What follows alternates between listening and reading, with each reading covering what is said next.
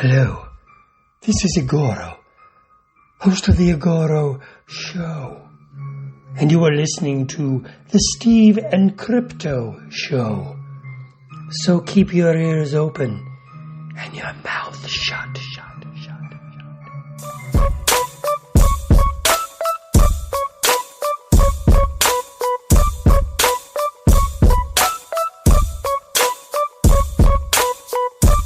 Hey, welcome to your third favorite podcast, the Steve and Crypto Show, presented by thestevestrout.com. I'm Steve.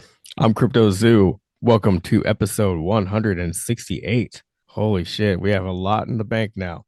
And for any of you jumping on, Been a while. Yeah, it's been a little while.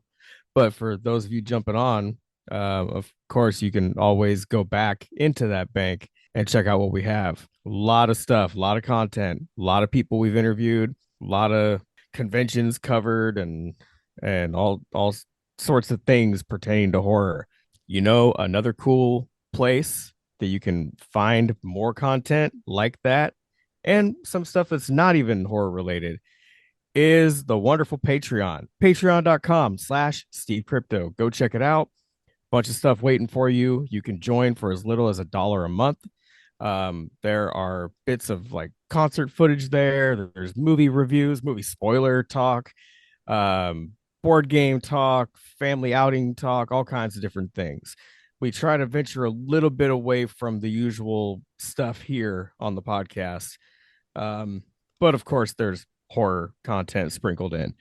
So check it out, patreon.com/Steve Crypto. And of course, if you want to get some merch for your third favorite podcast, you can head over to Etsy/shop/Steve and Crypto merch. You can get a couple different t-shirts. There's hoodies, there's magnets for the fridge, there are coffee mugs, there's tote bags, all kinds of stuff. Go get it now. Get all of it. Give it to your friends, give it to your grandma, whoever. Of course, we encourage you to follow us on social media at the Steve Strout and Crypto Zoo 88.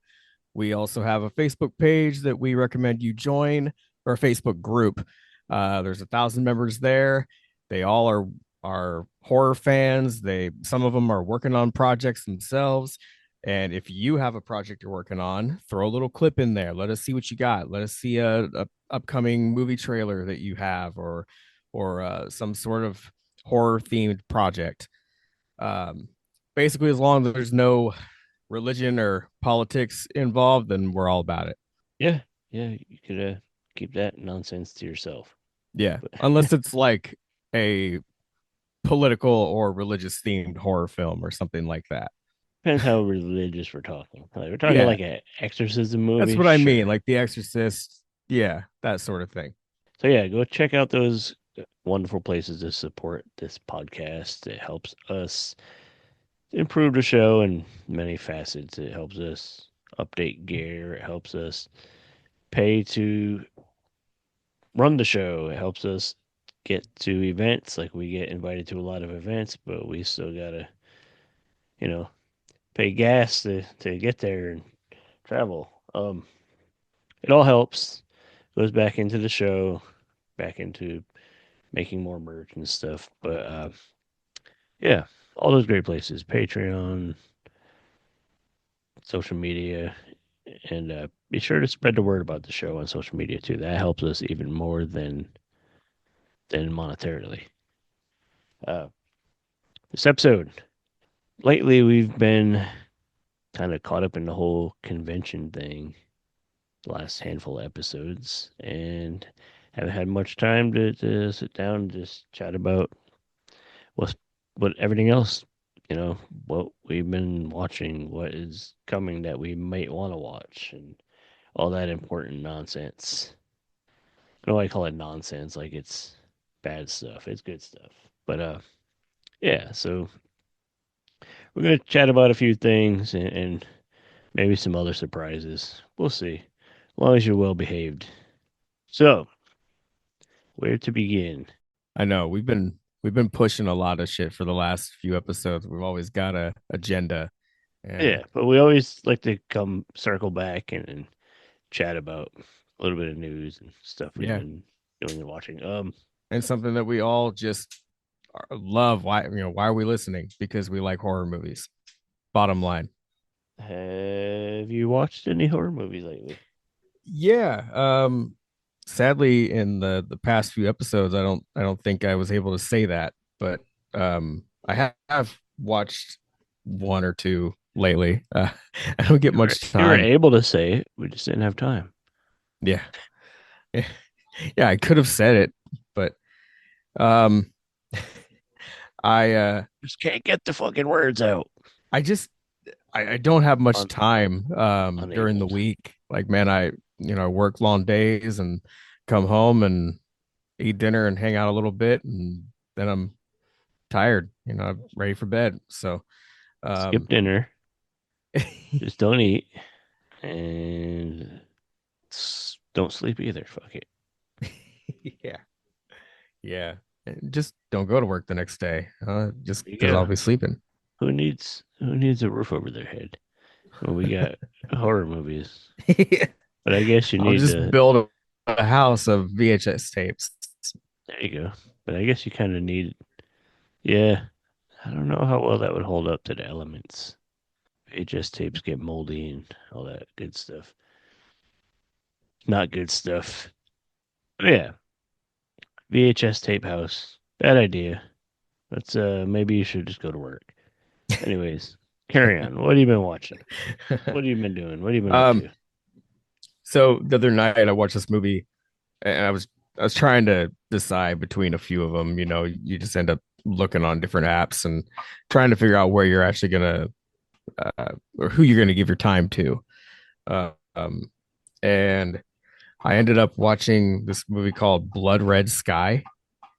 Um, I'd have to double check on where it's streaming, but you could just look it up and you'll find it. But it was pretty cool. It was like a heist film on a plane, and there are these flashback scenes that basically show they reveal that one of the passengers was bitten by a vampire not long ago. And so it almost, I mean, it reminded me of From Dusk Till Dawn, as like for a while it's just coming along as like your average type of, heist movie or whatever. And then they add the horror spin to it. It's kind of like how they did Sinners. I don't know if you saw that. No. It was kind of like it started as like this, like kind of like a gangster movie, and then it just like flipped.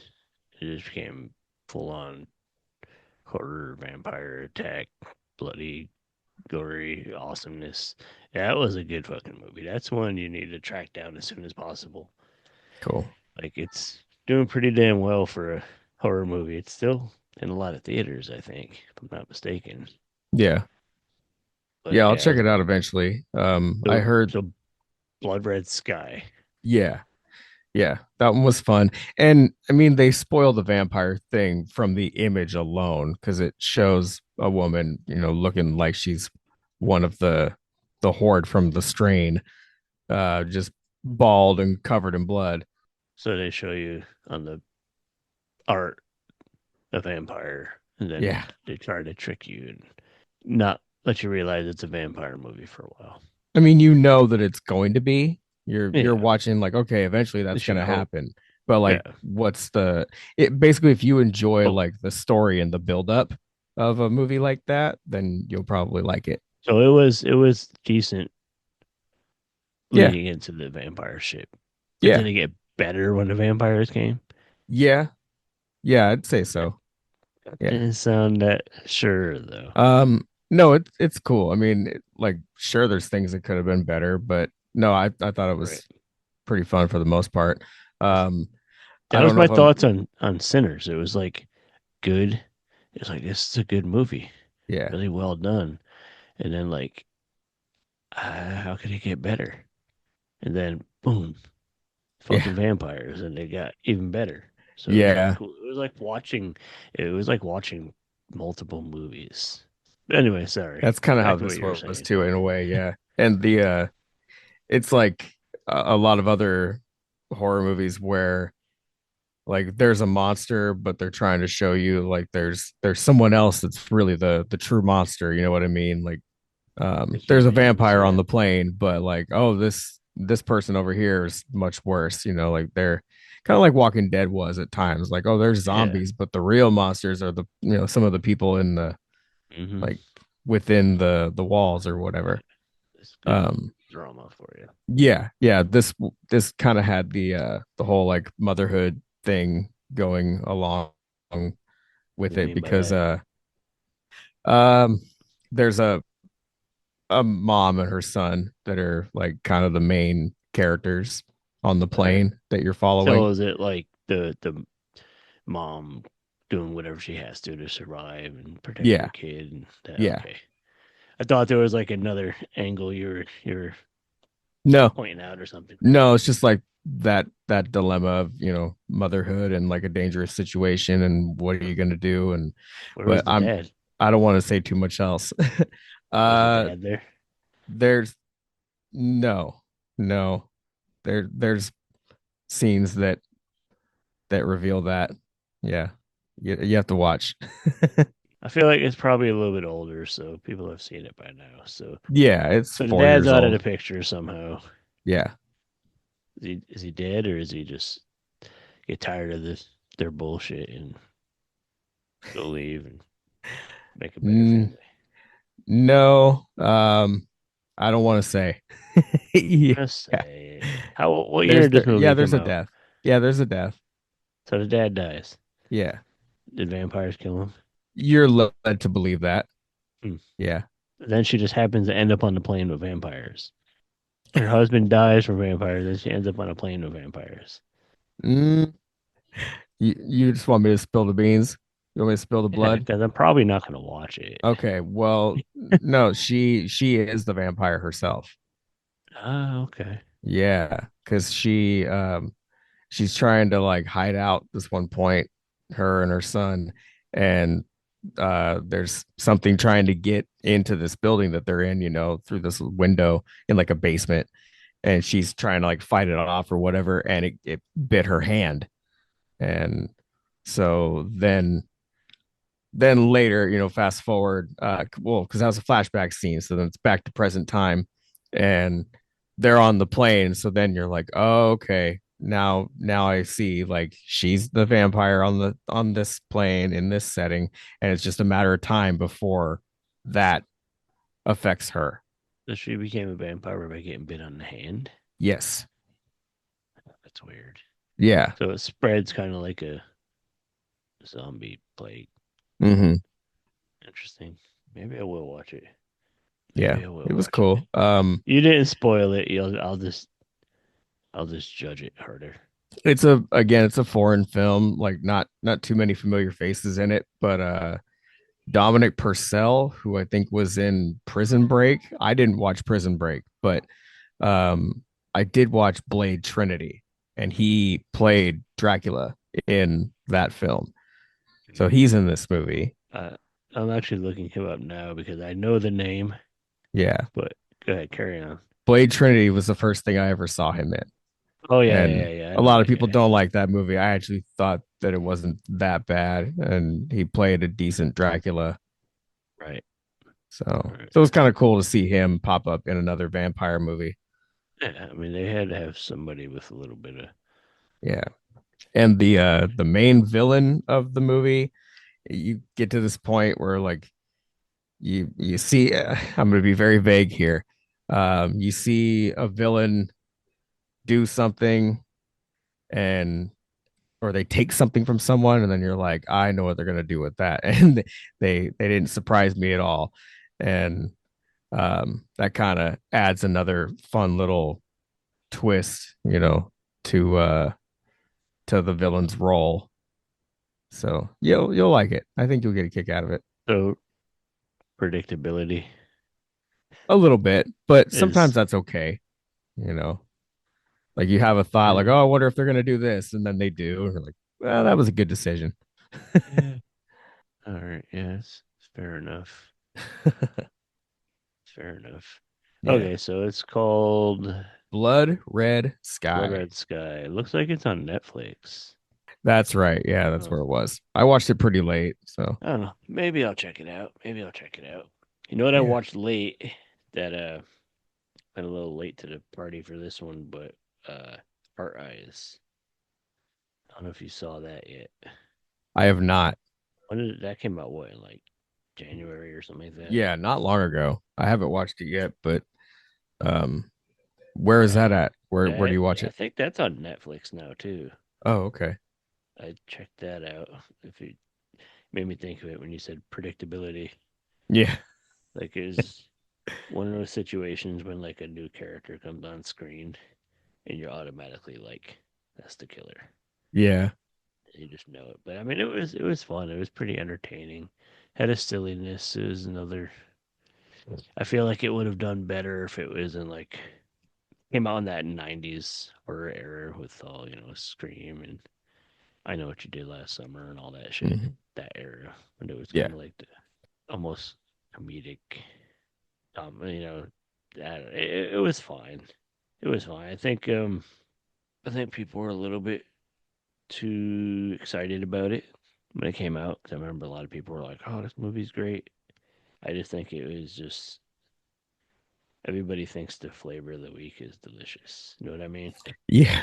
I I did think see that's what it was with that. a lot of promo for it that seemed a little Yeah, overhyped at times. yeah. But it was worth a watch. If you're a horror fan, you'll like it. There's some cool kills, which is obviously a big part in a. I guess it'd be a slasher film, but it's a big part of that. Lots of crazy stabs through the face stuff, which was interesting. They usually mix it up a little bit more, but what I remember, I was like, there's a lot of weird face stabbing happening. But Oh yeah. anyways, give it a shot. It's another Yeah. older one since brought up to Blood Red Sky one. And isn't there work? I mentioned I Know What You Did Last Summer. Ain't they rebooting that or remaking it or something? I have that here in my notes to bring up. Yeah. Good. Well, Um let's bring it up now then. okay. While we're Yeah, talking about it, yeah.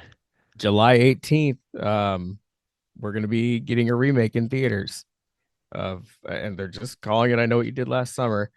Freddie Prinze Jr. and Jennifer Love Hewitt are set to return. The trailer is out now. It even has the same plot. There's like a car accident that they try to just move on from. I would have at least tried to maybe switch up the death or something like that. Maybe they do, and they don't want us to. They want us to be a little surprised. Yeah, maybe. I don't Maybe know. there is a different twist on it. It probably won't be, but yeah, who knows? Yeah. I wasn't a huge fan of the original one, anyways, but I do like the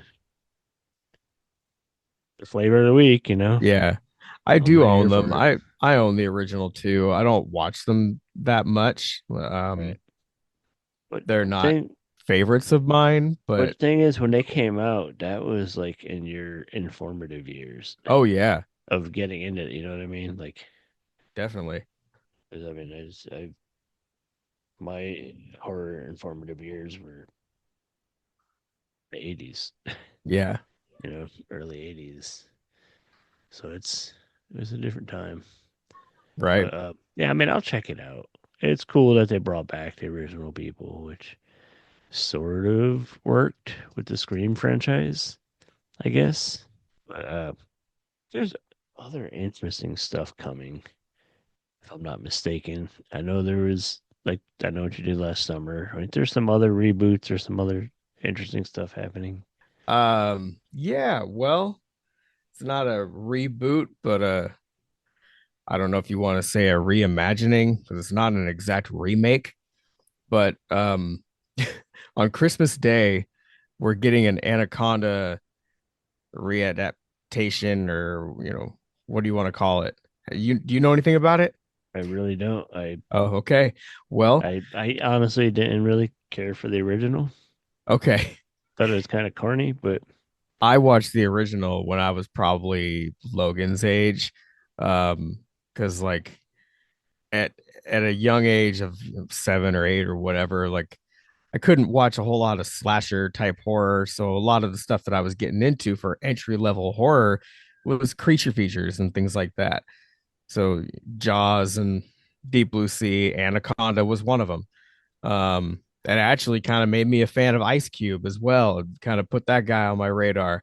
But I enjoyed the original. I thought it was cool.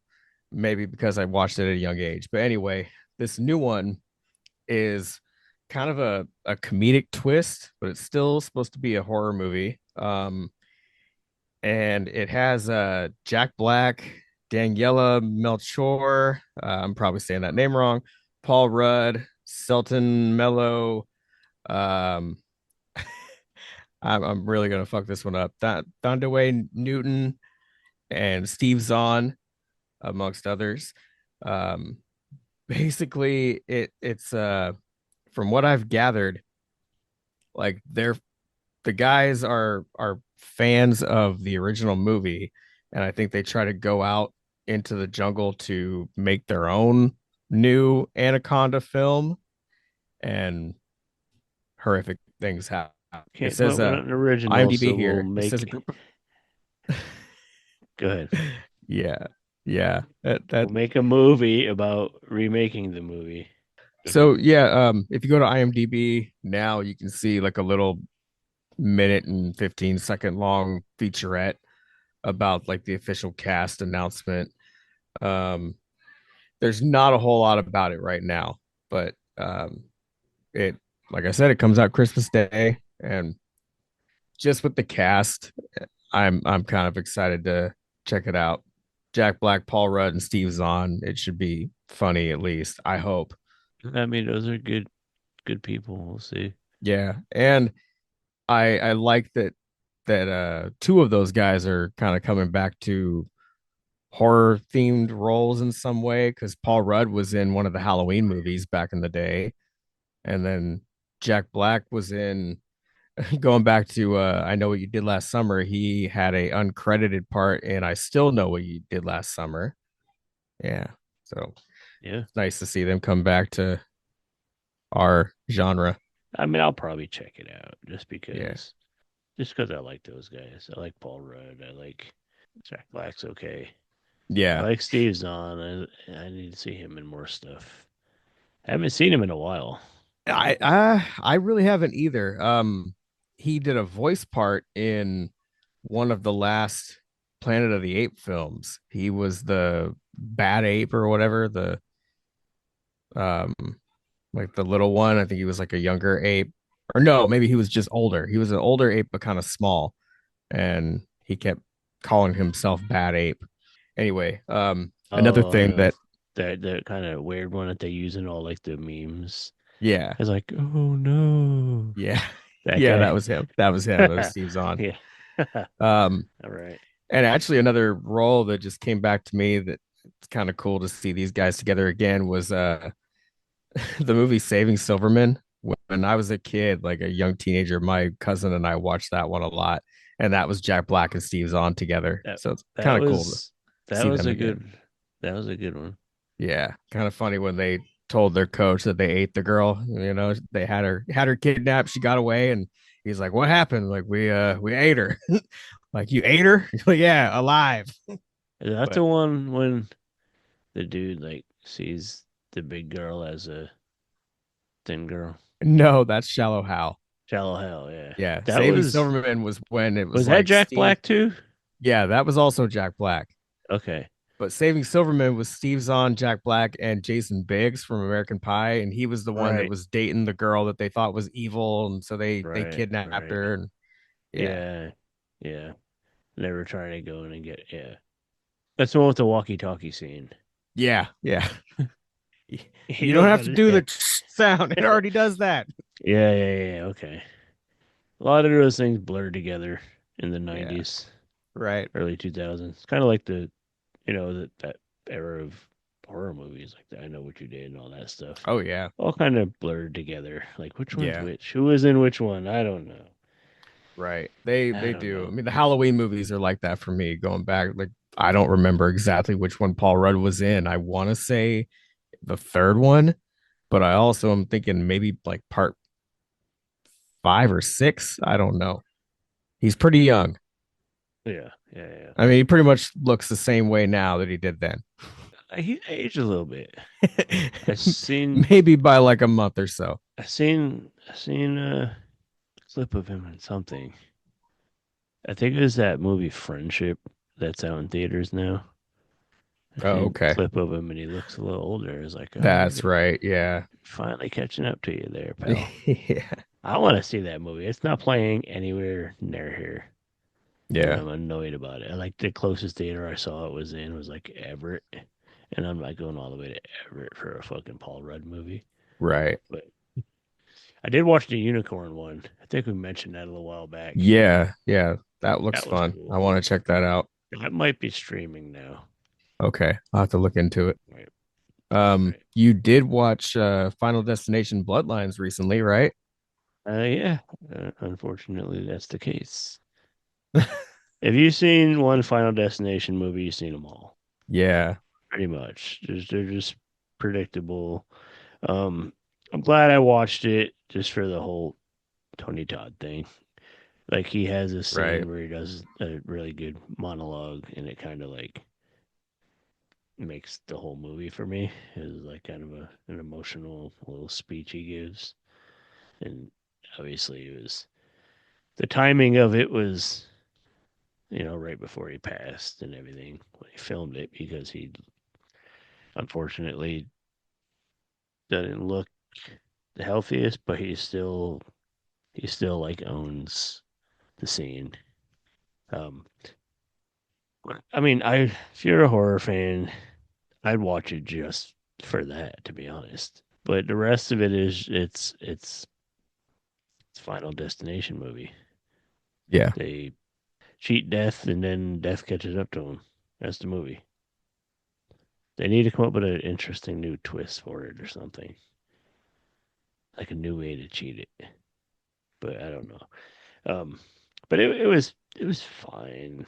It was kind of there was a couple cool new type of kill scenes that I hadn't seen, which I kind of enjoyed about it. But Are there any overall, it was the Tony Todd thing. are Are there there any what? of those kill scenes that you think are going to haunt anyone for 20 years like the log scene has done for a lot of us? Probably not. No, nothing Probably that not. impactful, that freaky. Yeah. I mean, maybe people would be want to spoil it because this one is still in theaters. Yeah. Um, But they've shown a People will few. be a little more wary about removing their jewelry if they have to Yeah. get MRI. Ugh. Okay. And All right. yeah, yeah, I guess that's a good way to put it. Okay. But I don't know. Cool. I think you might don't take this the wrong way, but you might enjoy it more than I did, Okay. if that makes sense. Sure. I know their tastes are different, Tastes are different. Yeah. and I want to hear your opinion once you actually see it. Okay. Um, I did start the new Fair Street movie, That's right. I meant to bring that one up too. but I fell asleep because I watched it way too late. That happens to me all the time. Did you watch it yet? No, not yet. Okay, so let's do We this. Make it a point to watch it soon, I will. and I brought we'll it up talk to about it and spoil it and praise or bitch about it over on Patreon. Sarah last night. We both have interest in seeing it, but it was late and she had to work early this morning, so All right, we just so thought deal. This we'd week start we're that going to later. record it for Patreon. We're going to talk about it, Yeah. share some thoughts on it, and anything else. Hey, I'm Felissa Rose, Angela from Sleepaway Camp, and you're listening to the Steve and Crypto Show. Yeah! We're going to take a quick break from this conversation. Surprise, I have a little guest popping in to say hey and tell us about a crowdfunding campaign he has for his new comic. It's a comic buddy I've had for a long time named Todd Rayner. He's a Northwest guy. He introduced a superhero character named Ice Pick a while back, years ago, and we did stuff like on thestevestrout.com. I think I interviewed when the comic came out, and we've been con buddies for a while, and I ran into him at Crypticon, and he was like, how's the podcast, blah, blah, blah, small talk. And he's like, hey, I'm putting out a horror comic. And it's basically a guy goes to Salem to find out more about his family and his parents' past and stuff. And he ends up caught up in the middle of a war between vampires and fairies. And he's like so man vampire war. So I was like, heck yeah, you got to come tell us about the thing because he is crowdfunding it. It's going on right now.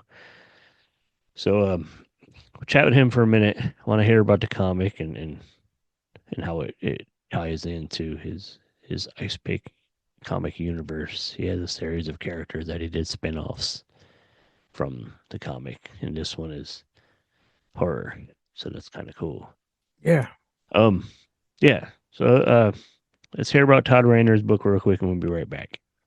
Hey, Steve and crypto listeners. I am chatting with an old friend, an old convention buddy from around the way for the past, I don't know, however many years here in the Northwest convention scene. I don't know if you guys have been following. I do the thestevestrout.com thing. And back in the days before I got lazy and started doing audio podcasts, I used to do interviews via email or phone calls and transcribe them and post them over there. And one of the guys I interviewed, I'm gonna leave that in there just so because one of the gentlemen I interviewed about 100 years ago, maybe not that long, maybe about 10 years. You say Ice Pick came out? Yeah, it's been about 10 years. About 10 years. Okay, 9. yeah. Yeah. A creator named Todd Rayner. He's from here in the Northwest. He put out a comic series called Ice Pick, and it was a pretty badass superhero series. And he's been releasing spin-offs of it. And now he is putting out a spin-off that leans towards horror. And that's our thing here on the Stephen Crypto hmm Show. So we brought Todd Rayner by to pop in and tell us about his new book. So let's dive right in to give us the whole scoop. Yeah. So thanks for having me on. And I will say this is definitely a spinoff. It's actually part 3 of the Ice Pick, what I call the Ice Pick trilogy. Uh, this is called Luke Bloody Tooth, and it basically is the story of Luke, who is one of the 3 main characters in Ice Pick. So anybody out there that read Ice Pick, I did that 4-issue miniseries, introduced Luke, Ice Pick Annabelle, and did a spinoff on Annabelle and told her story. And then this is Luke's story. So basically about fairies and vampires. So we all love fairies, we all love vampires. My fairies are pretty badass, and they are at the top of the food chain, and the vampires are at the bottom. They are the scum of all magical creatures. And this story revolves around Luke after he kind of finds out what happened in Annabelle, which is not required reading, but you definitely get a little bit more of the backstory with Luke. So if you're interested, definitely you can check out Annabelle for more on Luke. But this starts out with Luke going to Salem, Massachusetts, trying to figure out who he is, kind of why he has magical powers, and kind of about his parents. He found out his parents were in a witch coven, and so that leads him to Salem. Obviously, a little cliche, but I thought it's a good starting point for new readers. And he kind of gets wrapped up into this war between the fairies and vampires, and he's dead center in the middle of it. So you say his parents were part of a witch coven. So does that Yeah, mean there's witches involved too? they're loosely involved. So when we talk about like the past. So actually, in Annabelle, since that story already came out, so spoilers for those that haven't read it yet. But we find out that Ice Pick, Annabelle, and Luke, their parents were the 5 main characters in this witch coven, and I kind of tell a little bit of that story back in the day. This story primarily focuses on the fairies and the vampires, but Luke is a descendant of a witch, so by default, absolutely, he's a witch. Nice, nice. So did you? I know when you did Ice Pick originally, you Mhm. did all the work. You wrote it, you did the art inside and out. Are you doing that with this series too?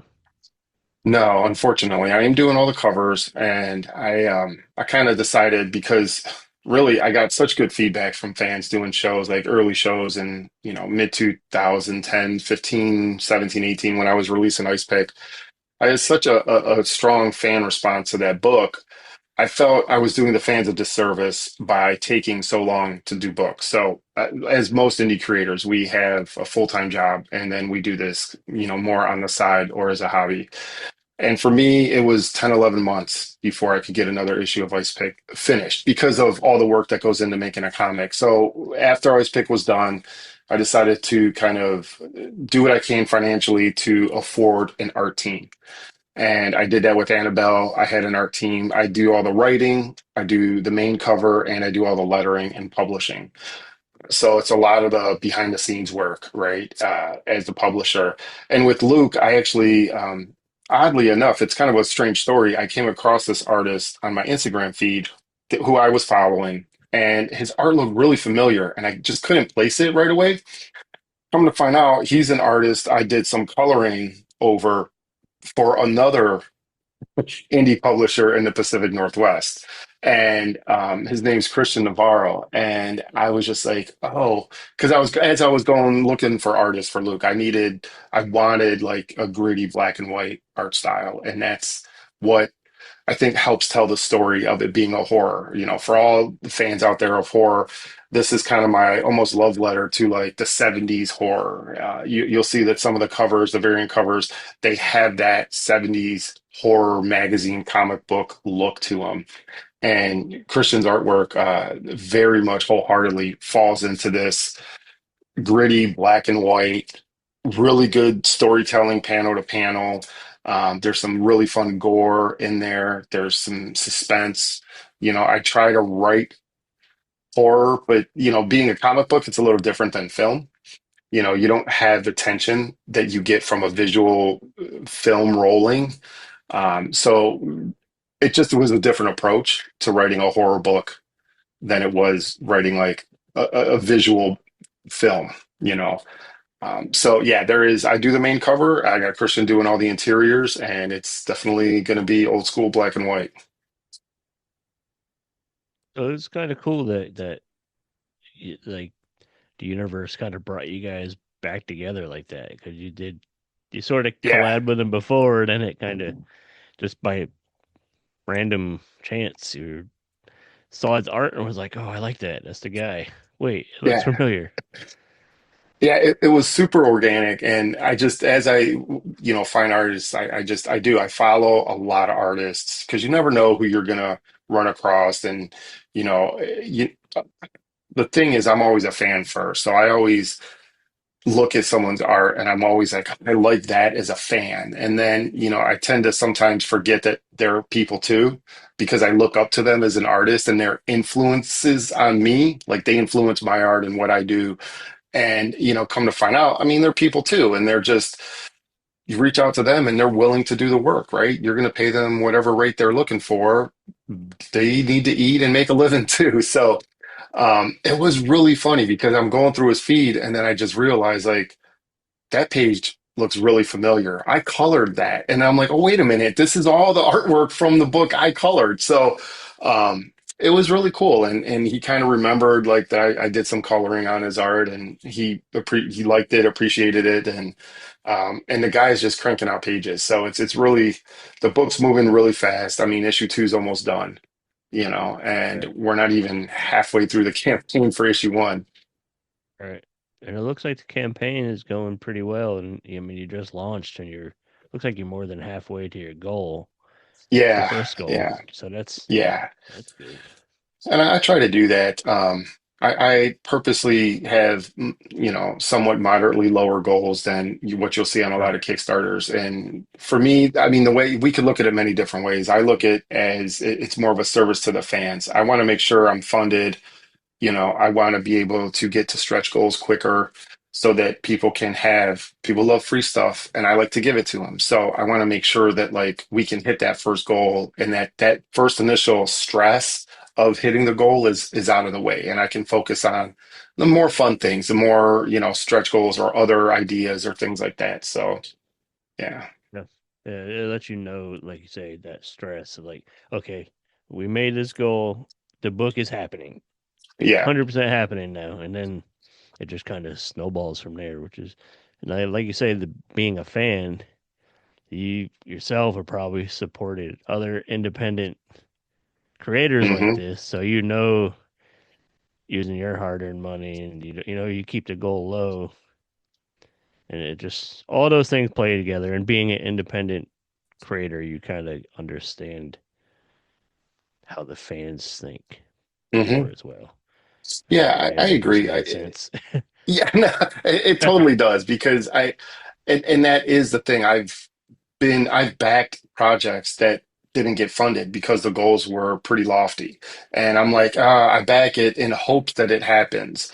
And I want to make sure that, and I know my fan base for the most part. I'm not, as a small indie creator, I typically don't get 50, 100, 200 backers. I have a very small but very loyal fan base. And that means that if my goal kind of sticks around somewhere that's manageable, I mean, it obviously doesn't pay for the book. That's not the point, or my goal with this, but it does help in the expense.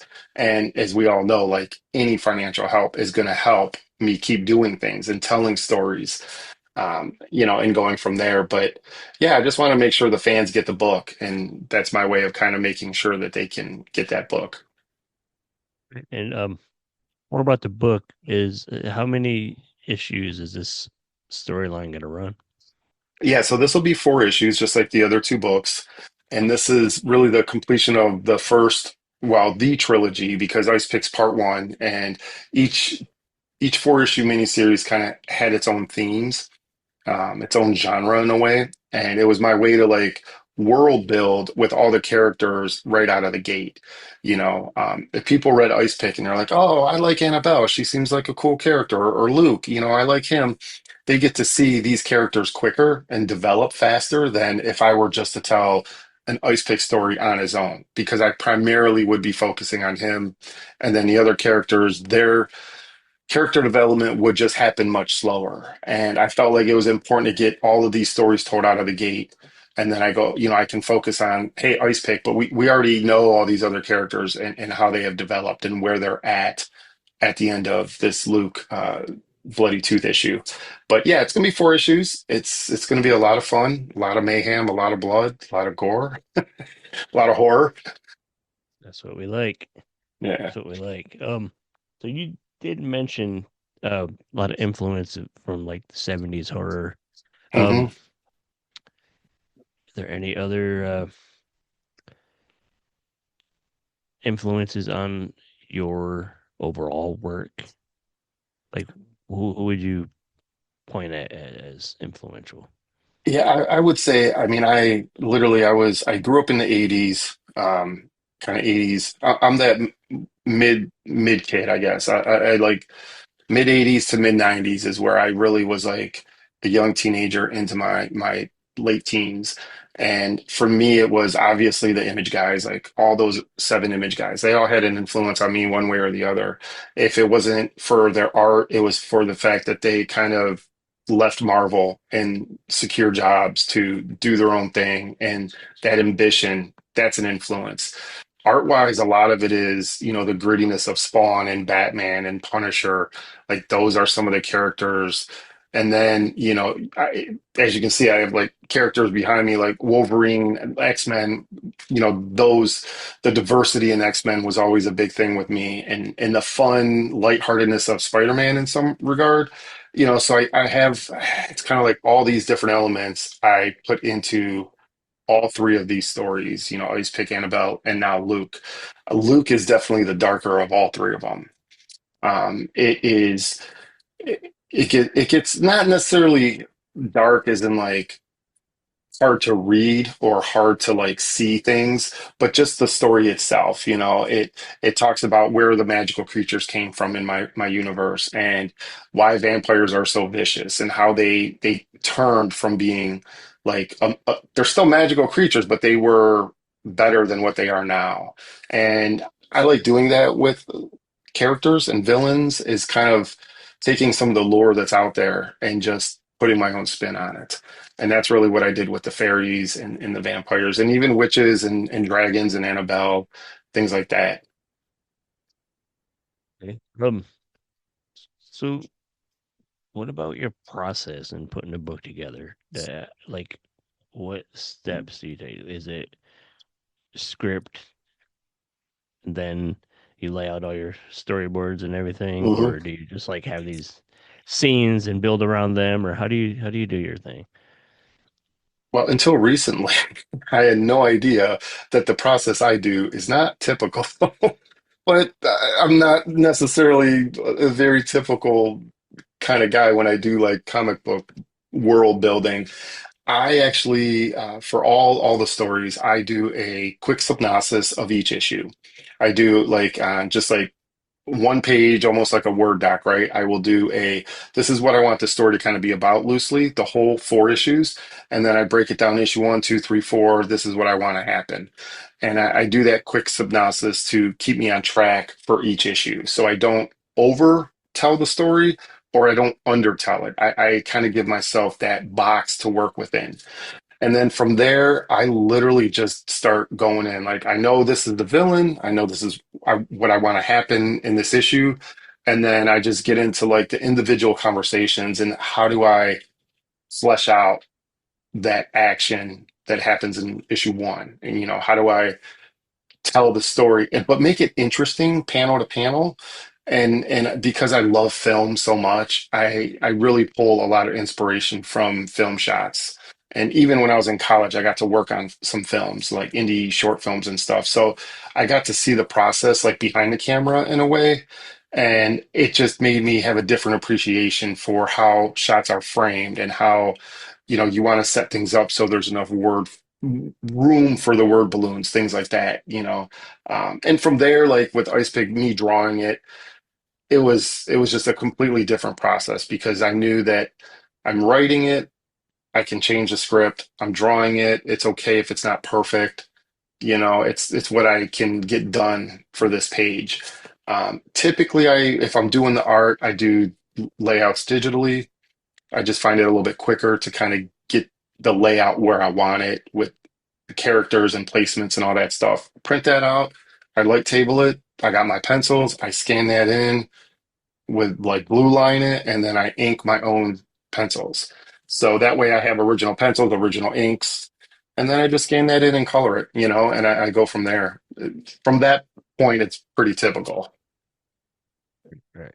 Now, using a new artist in this book, hmm um, is it did does it feel like, I know it's all part of the same world under that same umbrella, but hmm does it feel like a different world with Luke's story with the It different does. archetype? Yeah. Yeah, and it felt that way. I got that first feeling with Annabelle. I mean, the artist on Annabelle just he sent in some character model kind of sketches and of the each three main characters. And I mean, the moment I saw that, I'm like, okay, you nailed the way these characters look, like how I want them to look in a way. I know it's a different artist, different rendition, but you nailed that look. And I looked at like a lot of different artists trying to pick out the right artist for Annabelle. But once I saw Christian's work, just overall, I'm like, he's going to build this world in Luke that is going to match my vision.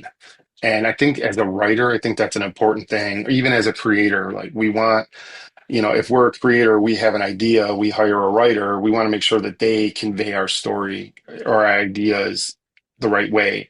But it feels like the way Christian's drawing it, it kind of does teleport you to a whole different, it feels really different, but it's familiar. Because you're familiar with the character Luke if you read anything else. You're familiar with Salem. I mean, I've given him like references of Salem, Massachusetts, and he's done a really good job of like keeping the architecture the way it was in Salem and how the architecture in the city looks. So it looks familiar, but it definitely feels like it's something totally different. Right, right. So it sounds like you got the right guy that really that really sees your vision and interprets it Yeah, how you want. And that's one absolutely. thing. That's like, not to trash anybody, but I've seen a few indie books that the collaboration kind of didn't mesh. Hmm. If that makes sense. Like, it was like, this is really good writing, but I'm not feeling this art. Or like, this art is way too good for Hmm. this writer, and like, Yeah. and it sounds like you beat that. You don't have that issue with your artist, and that's exciting. Yeah, it's really, and I will say, even as a writer, as the kind of creator, you have that, that control to say, I'm not feeling it on this panel. And I mean, it's minimal, but I've definitely asked Christian to change some things up, and whether it's just placement or a position of a character so that I can make sure that there's room for the words. Or something just I wasn't feeling it. I mean, I think it's only been a few times since all the work he's done so far. But you're right. I get that feeling too and especially in the indie scene, it's so easy to make comics today. Like, I get that question asked a lot, like, how do you do this? Or how have you published all these? Well, it's time and money. If you save up, you can pay an artist. Yeah, I mean, the ranges, it's wide when you're paying an artist. You can pay people 20 to 30 bucks a page or upwards of hundreds of dollars a page. It's really up to you. And, like I said, these artists out there, they're people too. That's their job. So they're willing to do the work, but it is finding that right person to tell that story. And even like the first kind of sketches Christian was showing me, I'm like, this guy gets it. Like, he understands like the horror aspect, like the viciousness of it, and the magical elements. Like, the fairies are magic, so they look like sexy women. They're not little Tinkerbells with wings. They do have wings, and that shows up in issue two. But like, they're they're there to kind of keep the peace, and they're there to keep the vampires at bay because they know that the vampires are out there, and that they're killing people and doing stuff, and they're trying to keep them at bay. So he just got all the different elements of the story. Right. And I'm I'm not a comic artist or anything, but I feel like that, if me personally, if I was doing it, being able to mesh like that with a co-creator, or not a co-creator, but yeah, collaborator, Hmm. Yeah. would what would really take a lot off your shoulders, and kind of make you feel more relaxed and comfortable to let shit like fly, and Hmm. like your limits, and what I mean, what you can do Yeah. on the page and stuff. So that's a good thing. Um, the campaign. I know you Yeah. always have. I know you always have great perks and stuff for Thanks. contributors. What kind of Yeah. stuff do you got going on for this one? So I typically will offer a few variant covers, and that's the par for the course. As Kickstarters, indie creators, I like to work with other artists, and again, I fan first. I end up kind of liking someone's art, and I'm like, hey, how much you charge for a cover? So I have a Christian Navarro did the variant cover B. There's Courtney Rose did another cover. She did a bunch of covers for Annabelle. She kind of drew the main villain vampire, super sexy cover. And then I also have Sergio Ray, who was the artist on Annabelle. He did a more painterly kind of style cover. So if that's your art flavor, he has that. It's still comic bookish, but it's not a very traditional comic book art, where Courtney and Christian did a little bit more traditional black and white with comic book colorings type of stuff. Christian also turned in a really cool, it's like a red pink uh, cover, and it's a silhouette of Luke and the main fairy Rose, and they're kind of hugging and kissing, and it's just a very like really sexy but not explicit cover. It just has this like love is in the air type of feel to it. That cover is a limited edition cover only available through the Kickstarter. And for the first time, I'm actually selling the original cover art that I drew. So my pencils are up as a reward, and my inks are up as a reward as well. And then I have the typical bundles. You know, you can get like all the covers if you want. You can get just the regular variants. I did also put up all of the old Annabelle books, all the Ice Pick books, the trades. Those are all add-ons, so people can get caught up on anything that they want. And I've discounted those covers from the original Kickstarter price. So just a little bit added value for people out there looking to pick up some new books. Maybe, hopefully, they enjoy them, and more to come. And just skimming through real quick, it's like even if you're kind of a comic fan and on a little bit of a budget, Hmm. you could pledge as little as $5 and still see this Yeah, comic. You get yeah, the digital version of the comic, but I think you should get. I like having it. I like having that physical I do media too. in my Yeah, hands personally. yeah. It's not the same. I mean, I could do it. I could read digital comics, but I need to No, hold a comic book, and I agree. yeah, it's it just brings out the kid in you. Hmm. Even though this is probably not for kids to be reading, but Well, I would have read it as a kid. I would have too. I would say that even though I say it's like a supernatural horror, it's not explicit. There is like some gore. There's blood, obviously. It's black and white, so if you fall into the what is it, the movie rating system, it's probably PG-13, maybe rated R for a little bit of gore, but there's nothing in it. There's really, I mean, it's just. Yeah, it's probably more like a PG-13 horror book, right? I kind of wanted that there was someone a little bit on the younger side, teenagers. Oh, Like I right. think they would enjoy something like this because it's magical. Fairies, vampires, we're all familiar with that. It's in a place in America where a lot of people are familiar with the history of that place, and I tend to play a little bit on that. So, it's fun. I am going to make sure we do have a link to the Kickstarter in the episode notes so people can Thanks. go check it out. Because Awesome. it's easier than having you try to spout off Yeah. a long ass Kickstarter URL, which is What's really cool is they could search Luke Bloody Tooth, and it's the only thing that's going to pop up. there you go. There you go. Yeah. So, Is there other ways to keep up on your stuff? yeah, actually, they can go to darkspacestudios.com, and I have all the books. I have original art on my website, all the social stuff. There is obviously like I'm on all the social medias, Facebook, Instagram, Kara, X. What I got I can't even think of it now. TikTok, all these things. I mean, I'm just like out there everywhere. You can search Ice Pick, my name. You'll find it. All right. Before we wrap up, is there anything else you want to throw out there for people listening? No, I really appreciate you having me on. And like I said, if you like anything horror related, if you like supernatural horror, you like gory horror, I mean, this book has it. It's a physical book. You can sit down on the couch and read it, turn on the red lights, and just enjoy a nice, fun horror story. So, yeah. Listeners, Todd Rayner, we're just talking to about his book, his new comic series. It's going to be a 4-issue series called Luke Bloody Tooth, and it's a spin-off of his Ice Pick series. We thank you for hanging out, man. Thank you. Let's do it again. Anytime. Ah, my lords and ladies, Lord Blooddraw here, and you are listening to the Steve and Crypto Show. Now, if you're a horror fan, you know this is the place to be. Ha ha! All right, Todd, the book sounds amazing.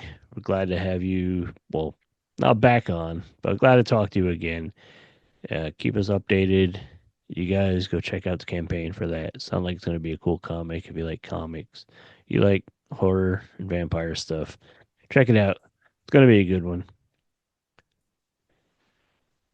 Now that we're back, let's talk about more stuff that we Yeah. have been talking about and neglecting over the past couple months. Well, not to rewind back to a topic that we had before the interview, but just a quick additional note with the Final Destination talk. the new movie Bloodlines, which you didn't care for, has I didn't hate it. It was fine. I was entertained. I I don't need to rush and go see it again. okay, Not sure if I need to buy it for my collection, but right.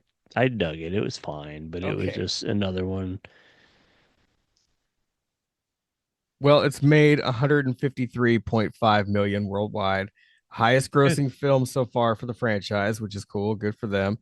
Um, they some of you probably already noticed this, but they did this funny Mother's Day promo thing. Warner Brothers kind of tricked moms everywhere on Mother's Day and invited them to a free screening of a movie called Love at the Sky View, which turned into Bloodlines. Yeah, Kind of a funny little joke to play. it's fucked up, but it's funny. I think it's hilarious. But, Yeah, yeah. and basically, Uh, the sky view ties into the movie. It's a venue. You've seen the trailers. It's Yep. like the floor breaking out and this and that. The And piano it's like, falling. yeah, it's that venue. It's like a Space Needle knockoff. Yeah. And yeah, that was that, and of course, that's the big death cheating thing that happens, and blah Mm-hmm. blah blah blah blah blah blah. And go watch any of the Final Destination movies, and you've seen this one. Just throw in the good Yeah. Tony Todd saying bye monologue, and there you go.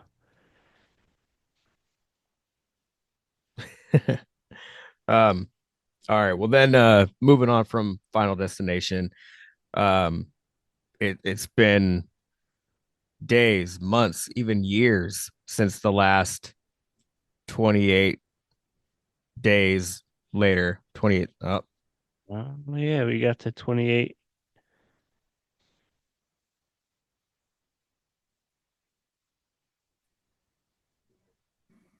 okay. What happened? God, I don't know. Did you press the wrong button? I didn't press anything. That was like it was freezing up. You were freezing up, but I'm assuming I was. But you were getting all choppy, and then it just kicked me out. Hmm. Um. Okay, we good? Let's just start from whatever you said after Final Destination. Yeah. So moving on from Final Destination, it's been months, days, even years since we got another 28 days later, 28 months later film. Now we get 28 years later, June 20th in theaters. Um, the trailer is out now. You can check that out. It looks pretty good. I want to watch the first two again. It's been a very, very long time. This one has, I think his name's Aaron Taylor Johnson. He played Kick Ass. He's going to be in this one. So, Okay. yeah. Yeah, no, I'm excited to check I that out. enjoyed those. Yeah. I enjoyed those ones. I'm looking forward to it. It should have. Dang, how long has it been since those came out? Um, Feels like damn near 28 years, to be honest. it But does. Yeah. I I don't know think it hasn't been, but it feels like it. God, I want to say 28 months later came out like early 2000s. I think I was working at the video store when it came out. I don't know, like 2007, 2008, maybe it came out, something like that. 28 days later it was in '02, Okay. and What about the then sequel? geez, 28. Sorry, I'm like typing as we go. 28 weeks later was '07. Okay. That's what I was So thinking, now we're on 2007 or 8. years. Yeah. So that's, I mean, almost 20 years ago, though. Yeah. It's been a while. And people are still interested and excited about it. That means those movies were decent. Yep. Super decent. I'm looking Yeah. forward to that one, though, because, Yeah. there was, I've always been a. They're a little less zombie-ish, but I've Or always like been infected. yeah, I've always been a sucker for a good zombie flick, though. So Yeah, a zombie virus type of thing. yeah. So yeah, that's coming. And like I said, you can check out the trailer now. Um, Bambi: The Reckoning is coming July 25th, which I assume will be like a limited release in theaters. I Oh, think. I'm sure I it will think. be I think Pooh was pretty limited, and this is part of the Poohniverse.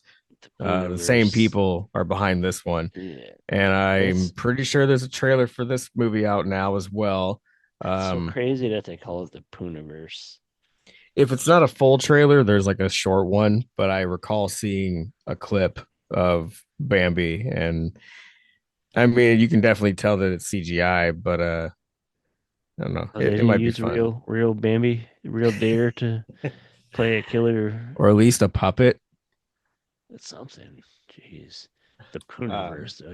That takes me out. The fucking Pooniverse. yeah, It just that's like the sounds like a Pooh, Blood and Honey nickname. movies, the Peter Pan flick, Bambi, and See, I didn't Pinocchio. know there was a Peter Pan one. Yeah, Is that yeah, coming? yeah. God, I can't. Actually, it might have already been released. I think it was. Was it Neverland something? That was Can't from think of the the name of same it right now. producers. Yeah, and it also had a limited release, but I think they Oh, had more money I for that one versus the Pooh one. do not doubt that it had a limited release. Yeah. They should have limited it more. I think it was like limited to 2 days. Yeah. I think it's usually just like a limited amount of screens. Neverland Nightmare, I think it is something like that. Mm, yeah. Yeah. Um, Interesting. The old Another one Pooniverse. coming. Pooniverse Uh, sounds like a fucking nickname for like Pornhub or something. Like the Pooniverse. um, one that's coming out very soon, and the trailer is out, and I'm actually pretty excited to see it. It's called Dangerous Animals, and it's like some guy who gets a kick out of uh filming people like in shark attack situations. So he's just like kidnapping people and then throwing them out into the water and filming it. Mm, that's Yeah. not nice. Yeah, it's not That's nice not at all. that's not very nice at all. Is that part of the Pooniverse? No. No. Damn, so he kidnaps people. See, I just seen a little thing about this the other day, recently in the last couple days. It might have been today.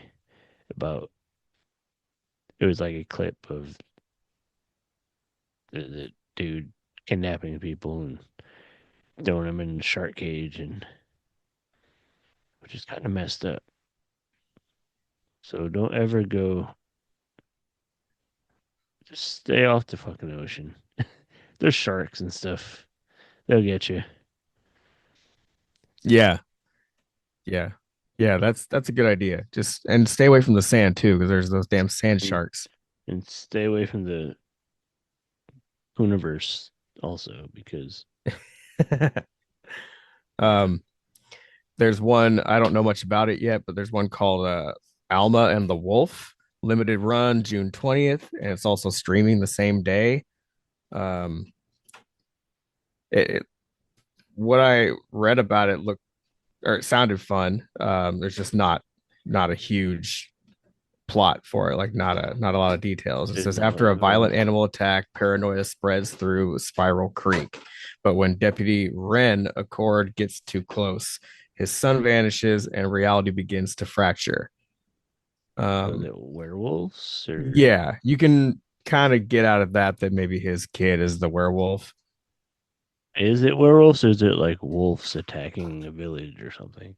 The poster art looks like a werewolf, Okay.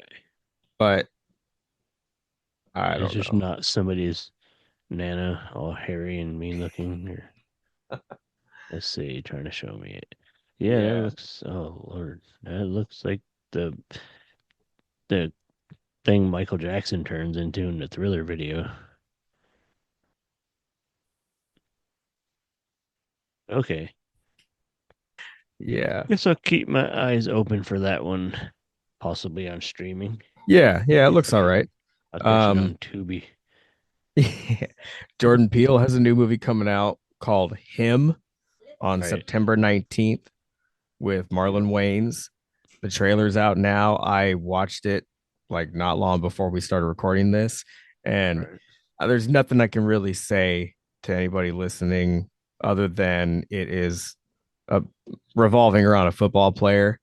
But I mean, all of Jordan's stuff is pretty trippy and like psychological, and this looks like it's along the same lines.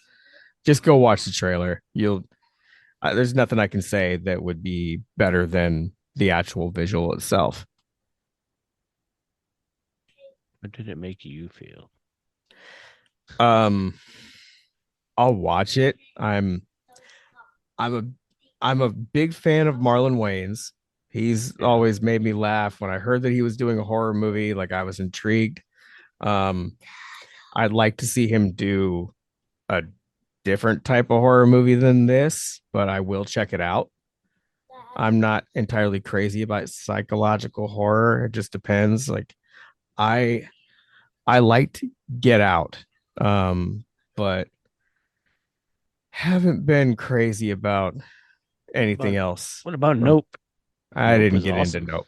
No? Huh. Maybe I need to watch it again. But Yeah, it was pretty good. I um, enjoyed it. but Isn't he and gonna actually, be? and I did not watch Us. I actually I can't even Us speak was on pretty that good one. too. I never watched it. I just haven't. But Isn't Wayne's gonna be in the new scary movie? Scary Movie 6, yeah. Yeah, So that's coming, and that's that's coming soon too, right? yeah, that's coming soon, and that's horror parody, which I love. Scary Movie, Yeah. but I'd like to see Marlon do like some, I don't know. I'd like to see him in like a slasher or something like that. Might be fun. But anyway, I will watch Him at some point. I'll check it out. Just What is it called? It's called Him. Him. Yeah, That's the new. Okay. that's the new All Jordan right. Peele film. Yeah, so the trailer looks cool. I probably won't go see it in theaters, but I'm just I'm not the one to talk about it, man. I'm just not crazy about psychological horror. So it depends. That's It it. really depends on the movie. If there's like elements of psychological horror, but then they go other ways, then cool. But I don't know. I'm kind of picky when it comes to that subgenre of horror. Anyway, the scary movie is coming out next summer, Oh, okay, that's right. next June. So Yeah, in about a year. yeah. Hopefully, more of the original cast comes back for that. That would be I think nice. Regina Hall is set to come back. I'm pretty sure Anna Faris is as well. I know Dave Sheridan and Marlon and Sean Wayans are both. I'm just looking at IMDb. Yeah, so that's what they Because have it's official at this convenient. point. That's what they have announced for cast there. But I've heard all kinds of rumors about, Anna Faris and this and that. Yeah. Um, the last note that I have is for a movie called The Ritual. And it's kind of cool to see another person make a return to horror that I don't follow all of his work, so I could be wrong here, but I don't think I've seen Al Pacino do a horror movie of any type since Devil's Advocate, right? You don't do that much horror, but I think it's supposed to be another like exorcism It is. movie. Um, yeah, I've heard a little bit about that one. Yeah. I want to see it. I love Pacino, so it's Yeah, I'm always kind of intrigued when somebody that's not really known for doing a lot of one particular genre chooses to dip into it. Like I mean, I grew up liking Sandler, and Like I don't really watch his dramatic stuff, but I still think it's cool to see him switch, and try to Branching do out. dramatic His roles. dramatic stuff is good. It's Yeah, really good. I've watched a little bit. I mean, I watched Reign Over Me, and that was pretty good. Right. But like the Diamond one, I just haven't got to that yet. Or like I didn't watch all of Punch Drunk Love. I only saw part of it. I saw part of The Cobbler. But anyway, just anytime like an actor that's say not known really for doing a lot of horror movies chooses to do one, I'm at least think it's kind of cool and might want to watch it. Oh, it's going to be good. I think supposed to have a Chino talking about The Ritual. Ashley Green from your favorite movie series, the Twilight series. Well, I Hell are read a you thing. talking about? I read a thing about it recently. I saw that. I think somebody from Abigail, if I remember right. Trying to look it up right now. Trying to look up the press release right now. I know it's based on a supposed true story of somebody who was possessed.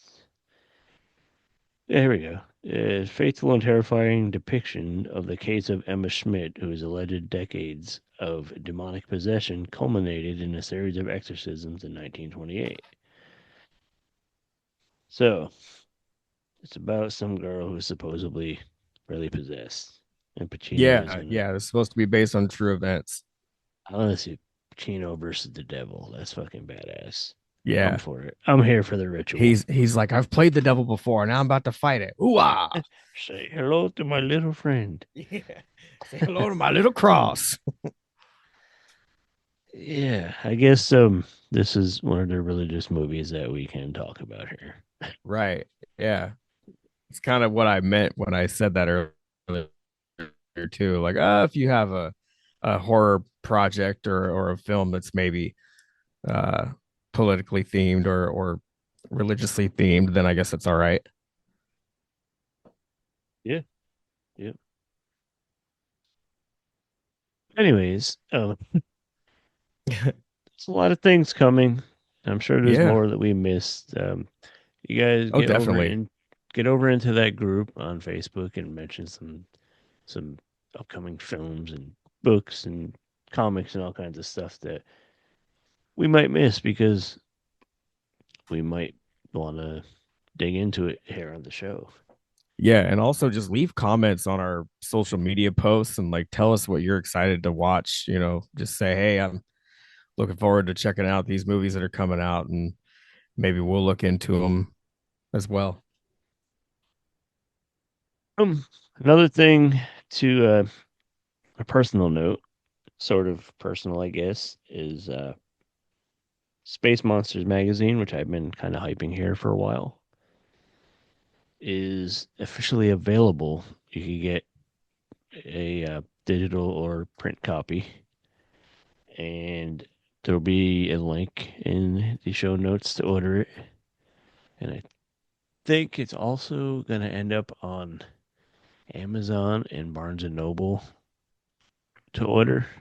That's awesome. But I'll keep you guys posted on that. But Yeah. that is coming very soon. I know I've mentioned it a million times, but it's basically a kind of a homage to like the old EC comic, uh, famous monsters of filmland kind of stuff.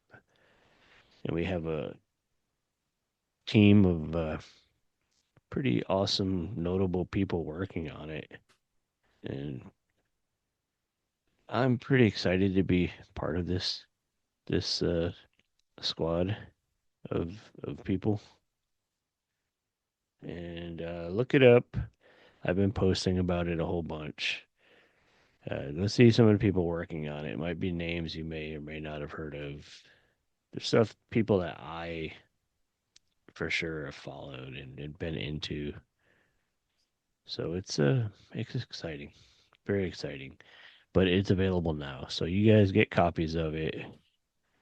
I'm hoping I'll have copies of them at conventions and stuff later in the year when we do some. But Space Monsters Sure, hope so. magazine. Get you guys a copy. I hope I can get a copy signed. Yeah, if you want.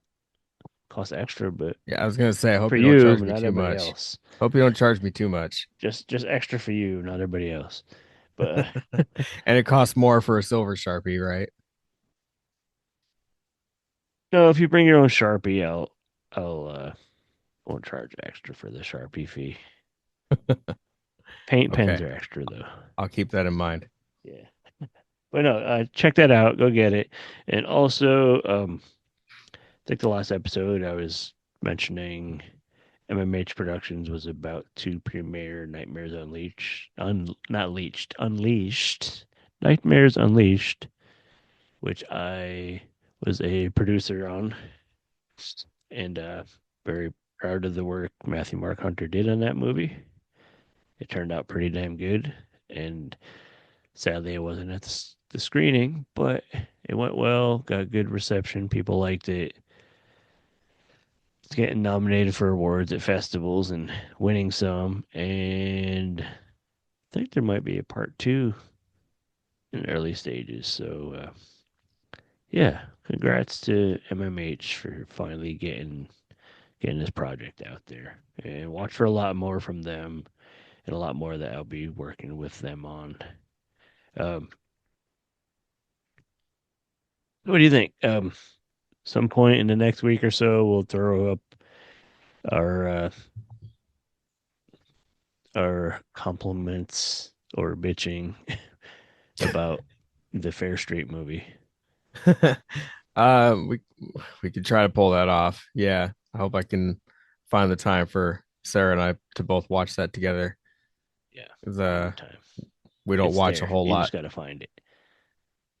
Yeah, we don't have the time and don't necessarily watch a lot of the same stuff. So there's some horror movies that I watch that I know she wouldn't be into, and vice versa. So, but this one we both want to watch for sure.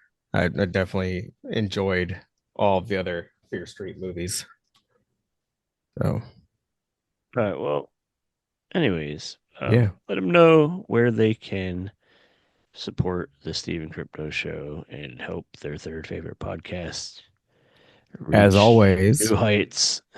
as always, if you want more content, if you can't get enough of what you're hearing right here, you can head over to the wonderful Patreon, patreon.com/Steve Crypto. Go get that extra content for as little as $1 a month and get some merch to support your third favorite show. We would love you for it.